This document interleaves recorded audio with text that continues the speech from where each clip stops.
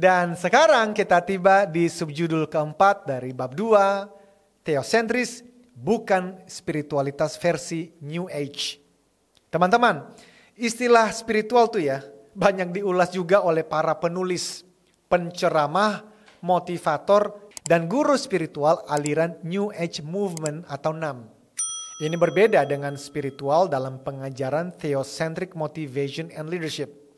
Dalam buku Unmasking the New Age, Douglas Groothuis menjelaskan bahwa NAM atau New Age Movement memiliki setidaknya 6 keyakinan dasar.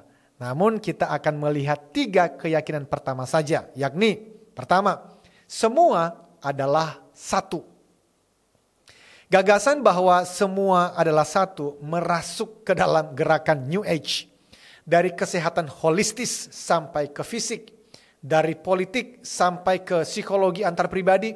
Dari agama timur sampai okultisme. Nama lain dari gagasan ini adalah monoisme. Mono berarti satu. Jadi monoisme adalah suatu kepercayaan bahwa semua yang ada adalah satu. Maksudnya apa tuh? Well, maksudnya adalah semua saling berkaitan, saling bergantung dan saling berpenetrasi. Meresap satu terhadap yang lain. Pada puncaknya tidak ada lagi perbedaan antara Tuhan, manusia, wortel, atau sebuah batu karang.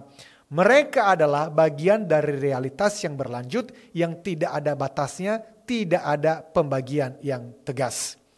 Semua pengertian perbedaan antara objek-objek yang terpisah, antara Ahmad dan Rita, atau antara Ahmad dan sebatang pohon, atau antara Tuhan dan Ahmad, hanya suatu bayangan dan tidak nyata. Kedua, semua adalah Tuhan. Teman-teman, sekali kita mengakui bahwa semua adalah satu termasuk Tuhan, tinggal selangkah saja untuk mengakui bahwa semua adalah Tuhan. Inilah panteisme. Segala sesuatu, tumbuh-tumbuhan, siput, buku, dan lainnya dikatakan mengambil bagian dalam satu esensi ilahi.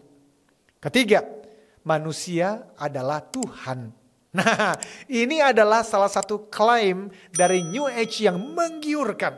Kita bukan saja sempurna, faktanya kita adalah Tuhan-Tuhan. Filsuf dan pelopor New Age, L.L. White mengatakannya secara terbuka. Bagi New Age, kita adalah Tuhan secara tersamar. Hanya pengabaian yang menghalangi kita untuk menyadari realitas keilahian kita. Tetapi bila kita dapat menggunakan pikiran, kesadaran dan emosi kita secara sempurna, suatu hari nanti kita akan menjadi Tuhan sendiri. Bila Anda meyakininya, hal ini tidak mustahil untuk terjadi. Kuncinya adalah pikiran Anda sendiri. Demikian kata L.L. White. Teman-teman, tujuan kita menurut analis New Age bernama Theodore Roszak adalah membangunkan Tuhan yang sedang tertidur di dalam hakikat manusia yang terdalam. Oh, luar biasa, saya ulang nih. Jadi menurut analis New Age, Theodore Roszak adalah tujuan kita yaitu membangunkan Tuhan yang sedang tertidur di dalam hakikat manusia yang terdalam di dalam diri kita masing-masing. Bahkan lebih jauh, Swami Muktananda menegaskan konsep panteismenya dengan mengatakan, berlututlah pada dirimu sendiri, hormati dan sembahlah dirimu sendiri. Tuhan tinggal di dalam engkau sebagai engkau. Mindfulness digunakan sebagai salah satu cara untuk membangunkan kesadaran tersebut melalui berbagai cara meditasi.